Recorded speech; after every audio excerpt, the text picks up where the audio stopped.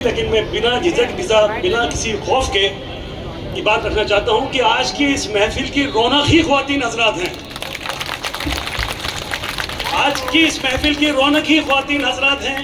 आपने ये साबित कर दिया है कि पैदाइश से लेकर आखिरी वक्त तक मर्दों के मुकाबले में आप में कुर्बानी देने का जज्बा हमसे कहीं ज्यादा है। आज का जो मौजू है कि वक्फ एक्ट के अपोज करने के लिए हम सब लोग यहाँ मौजूद हैं। वक्फ एक्ट के ऊपर अगर मैं बोलने लगूंगा तो मेरे पीछे बहुत सारे हजरात हैं जिनको मेरे बाद में भी बोलना है और तकरीबन ये बातें सभी आ चुकी हैं। बहुत शॉर्ट में मैं ये बात कहना चाहता हूँ ख़ास तौर से कि मीडिया अब बच्चों के पास और ख़वातीन के पास भी पहुँचेगा, उस तबके के पास भी पहुँचेगा और उनसे पूछेगा कि बताओ आप लोग वक्फ एक्ट की मुखालफत क्यों कर रहे हैं। तो आपको ये इल्म होना चाहिए कि आप वक्फ एक्ट की मुखालफत क्यों कर रहे हैं। जब आप लोगों से पूछेंगे और आप कहेंगे हमें पता नहीं है तो न्यूज़ चलेगी कि साहब कुछ चंद लोग हैं जिन्होंने इस बात का माहौल बना रखा है और बाकी तो लोगों को एतराज़ ही नहीं है। तो आप सबके पास में एंड्रॉइड फ़ोन है।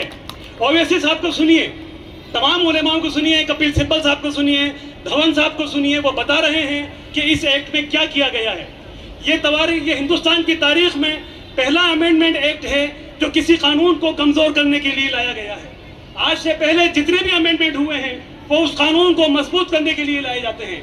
ये वो कानून है जिसके एक्ट को आप कमज़ोर करने के लिए ला रहे हैं, पर्पसली सोच समझ के कमज़ोर कर रहे हैं। एक बहुत मोटा सवाल करता हूं मैं आपसे कि ये कहा गया कि साहब जिन प्रॉपर्टियों का आप जो बाई यूज़र हैं, तो बाई यूज़र कहाँ से आई हैं?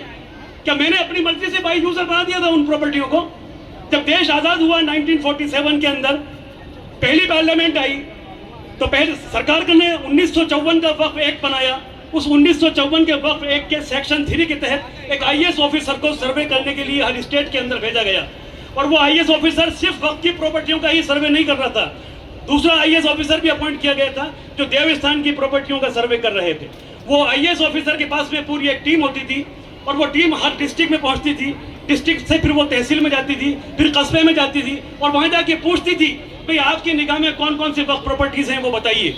लोग बताया करते थे कि साहब ये कब्रिस्तान है, ये खानका है, ये दरगाह है, ये मस्जिद है, ये कब्रिस्तान की ज़मीन वहाँ तक है।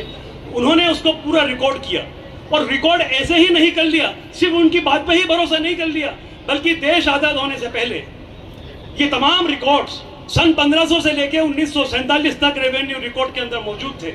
उस रेवेन्यू रिकॉर्ड के अंदर लिखा हुआ है कि ये कब्रिस्तान की 10 बीघा ज़मीन है, ये 20 बीघा ज़मीन है। तो जो दी देन स्टेट ने ज़मीनें कब्रिस्तान के लिए दे दी, मस्जिदों के लिए दे दी, खानकाहों और दरगाहों के लिए दे दी। सूफीज़म हमारे यहाँ से शुरू हुआ, सूफीज़म ने हमेशा हमें मोहब्बत करना सिखाया। तो जिन चीज़ों को दे दिया और 1947 के अंदर 1947 के अंदर जब कानून आ गया, कानून के तहत आपने सर्वे कर लिया, 10 साल तक सर्वे कर लिया, सर्वे करके सरकार ने ये मान लिया कि हाँ ये अनडिस्प्यूटेड वक्फ प्रॉपर्टीज़ हैं। उसके बाद आपने उन प्रॉपर्टीज़ का गजट नोटिफिकेशन किया जो 1965 में किया और गजट नोटिफिकेशन करने के बाद में पहला वक्फ बोर्ड का गठन किया गया और वक्फ बोर्ड के चेयरमैन और मेंबर्स को ये कहा गया कि हमारी निगाह में आज से ये प्रॉपर्टी है, वक्फ प्रॉपर्टी हैं, इनके बाद में आज के बाद आप इनके केयर टेकर हो। अब सरकार उन पर सवाल उठाकर क्या थूक के चाटना चाहती है? सरकार जो जमीनों को हमें दे चुकी है उस पर वापस सवाल उठाना चाहती है। सरकार ये चाहती है कि क्या जो आज से 300 साल पहले किसी दी देन स्टेट ने कब्रिस्तान को जमीन दे दी उसको वापस ले ले। ये सरकार का रवैया, ये सरकार का करैक्टर क्या मुनासिब है?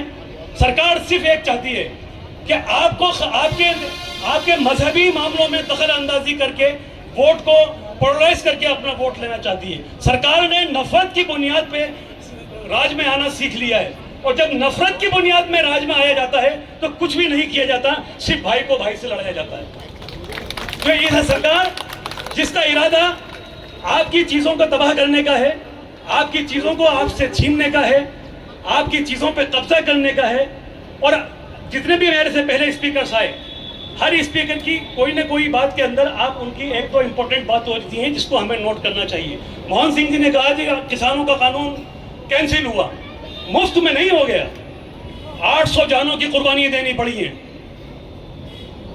दुनिया में कोई भी चीज़ बगैर कुर्बानी की नहीं मिलती। तो हम तो ये कहना चाहते हैं कि देखना है जोर कितना बाजुए कातिल में है, सरफरोशी की तमन्ना अब हमारे दिल में है। आइए, हमारे बुजुर्गों ने जितनी कुर्बानियां दी उसके बदले में हमने 80 साल राज कर लिया। 80 साल बहुत मौज मस्ती की जिंदगी जी ली। अब वक्त आ गया है कि अपनी नस्लों को और अपनी चीजों को बचाने के लिए आपको फिर से कुर्बानी देनी पड़ेगी। आज जिन लोगों को इस शामियाने के अंदर आने में गर्मी लग रही है, वो इस मिल्लत और कौम की और वक्त की चीजों को बचाने के लिए उनका कोई रोल नहीं माना जाएगा। रोल आपको करना है तो आपको अपना खाना पीना, अपनी जिंदगी, अपना ऐशो आराम सब कुछ छोड़ के सड़कों पे आना होगा।